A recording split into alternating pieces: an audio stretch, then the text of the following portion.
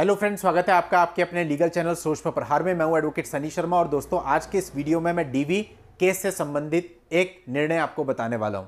दोस्तों देखिए, DV case और 125 सीआरपीसी ये दो मुख्य ऐसे मामले होते हैं जिनमें पत्नी अपने मेंटेनेंस के लिए जाती है। यहां पर दोस्तों कोर्ट ने जो है डीवी के केस में बहुत ही अहम टिप्पणी करी, अलग सा निर्णय दिया जो कि सभी लोगों को जानना बहुत ही आवश्यक है जो भी मैट्रिमोनियल विवादों से गुजर रहे हैं। तो दोस्तों वीडियो में अंत तक बने रहिएगा। और दोस्तों यहां पर मैं थोड़ा सा आपको कुछ नोटिस कराना चाहता हूं, कुछ चीजें देखिए। दोस्तों कल मैं कानूनी सोच नामक चैनल पर लाइव आया था। वहां पर आप में से बहुत सारे लोगों ने सपोर्ट किया, बहुत सारे लोगों के क्वेश्चंस का मैंने आंसर भी दिया। लेकिन एक प्रॉब्लम मैंने फेस करी, वहां पर चूंकि ज्यादा लोग भी नहीं थे उस समय पे, लाइव में हार्डली 70-80 लोग थे, लेकिन जो कमेंट्स आ रही थी वो एकदम से स्क्रॉल हो रही थी, यानी कि पढ़ने में नहीं आ रही थी। जो लोग YouTube पर लाइव स्ट्रीमिंग करते हैं वो मेरी बात को अच्छे से समझ सकते हैं, और आम लोग जो ऐसा नहीं करते हैं उनको मैं बता रहा हूं। तो एक भाई साहब का कमेंट आया था, सर आप मेरी कमेंट को इग्नोर कर रहे हो। तो ऐसा बिल्कुल भी नहीं था, बहुत सारे लोगों की कमेंट आ रही थी और वो ऐसे चल रही थी, रनिंग में थी, जो कि रीडेबल नहीं थी, पढ़ी नहीं जा सकती थी। जिसकी भी कमेंट थोड़ी सी भी रुक रही थी तो मैं उसका आंसर दे रहा था। अभी ये तब था जब लाइव पर लोग बहुत कम थे।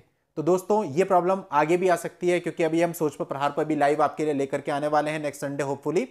तो यहां पर बहुत सारे, जहां तक मैं समझता हूं, मोर देन 600 और 700 people at a time watch करेंगे उस लाइव को।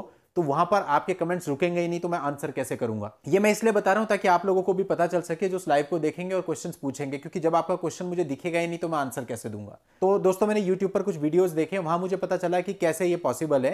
तो वहां पर ना एक्चुअली लाइव स्ट्रीमिंग के टाइम पे यूट्यूब आपको एक ऑप्शन जनरेट करेगा।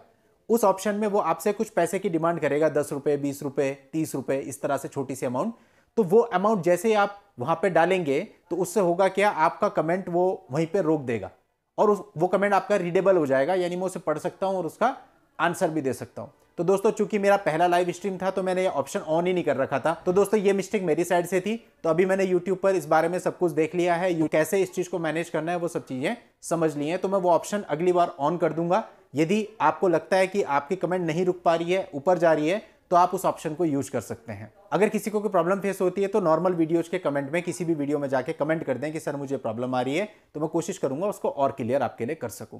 तो चलिए दोस्तों, अब मैं आज के कंटेंट पे आता हूं कि ये जो डीवी का मामला था इसमें कोर्ट ने क्या कहा। देखिए, एक मैट्रिमोनियल मामले में ना बहुत सारी चीजें होती है। एक्चुअल में जब आपकी शादी हो जाती है, कई बार मामले इसलिए खराब होते हैं कि पत्नी कुछ डिमांड करती है और आपको लगता है कि डिमांड अनरीजनेबल है, या आपकी आर्थिक स्थिति उतनी मजबूत नहीं होती और आप उसको मना कर देते हैं कि नहीं ये नहीं हो सकता। दोबारा डिमांड करी आपने, वो भी नहीं किया। अब दोस्तों एक तो होता है विलासिता, एक होती है जरूरतें। विलासिता के लिए आप मना करते हो तो वो तो समझ में आता है, लेकिन जरूरत के लिए आप मना करते हो तो कोर्ट ने इसको भी डीवी एक्ट के अंतर्गत क्रूरता माना, यानी कि घरेलू हिंसा माना। कहने का मतलब है कि फॉर एग्जाम्पल जरूरतें क्या होती हैं, रोजमर्रा की भोजन बनाने के लिए सब्जी चाहिए पत्नी को तभी वो बना पाएगी। अगर उसकी तबीयत खराब है उसको मेडिसिन चाहिए। अगर उसके कोई कपड़े उसके पास नहीं है तो वो पर्टिकुलर कपड़े उसको चाहिए। बच्चों का भी सेम है कि उनके एजुकेशन का, दवाई का सारा खर्चा चाहिए। तो यदि ये जो जरूरतें हैं, जो बेसिक नेसेसिटीज हैं, अगर आप इनको भी पूरा नहीं करते हैं तो फिर इसको भी डीवी के अंतर्गत पत्नी पर घरेलू हिंसा माना जाएगा। जरूरी नहीं है कि आपने मारपीट की हो तभी घरेलू हिंसा है। मानसिक तौर पे जो आपने प्रताड़ना दी वो भी घरेलू हिंसा। और एक मैंने भी बीच में बनाया था एक और वीडियो, एक जजमेंट आया था कि अगर आप आर्थिक क्रूरता करते हैं, आर्थिक क्रूरता का मतलब भी यही हो गया, तो अगर आप आर्थिक क्रूरता करते हैं इसको भी डीवी के अंतर्गत घरेलू हिंसा माना जाएगा।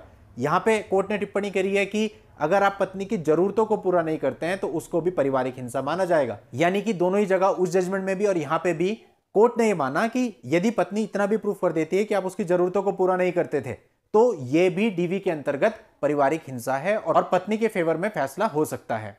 इस मामले में इंदौर सत्र न्यायालय ने 18 जनवरी 2022 को पत्नी के फेवर में और पति के खिलाफ फैसला सुनाया है। यहां पर पत्नी की जरूरतों को पूरा ना करना कोर्ट ने घरेलू हिंसा माना है और पति को 25 लाख रुपए एकमुश्त, 15,000 रुपए प्रति माह देने का आदेश दिया है। तो दोस्तों ऐसा भी होता है, यानी क्लैरिटी लें आप। इस क्लैरिटी के साथ कोर्ट में जाएंगे तो ज्यादा अच्छा रहेगा। अब दोस्तों ये चूंकि एक आर्टिकल, कुछ न्यूज का पार्ट है जो मैंने आपको बताया, इस आर्टिकल का लिंक मैं इस वीडियो के नीचे डिस्क्रिप्शन में दे दूंगा। वहां जाके आप इस पूरे आर्टिकल को पढ़ सकते हैं। जब कभी मुझे इसकी पीडीएफ कॉपी हाथ में लगेगी तो उसको भी मैं नीचे डिस्क्रिप्शन में ऐड कर दूंगा लिंक में, आप उसको डाउनलोड भी कर सकते हैं। तो दोस्तों आज की इस वीडियो में इतना ही। नेक्स्ट वीडियो में नई लीगल जानकारी के साथ मैं आपसे फिर मिलता हूं। तब तक के लिए goodbye and thank you for watching. Take care.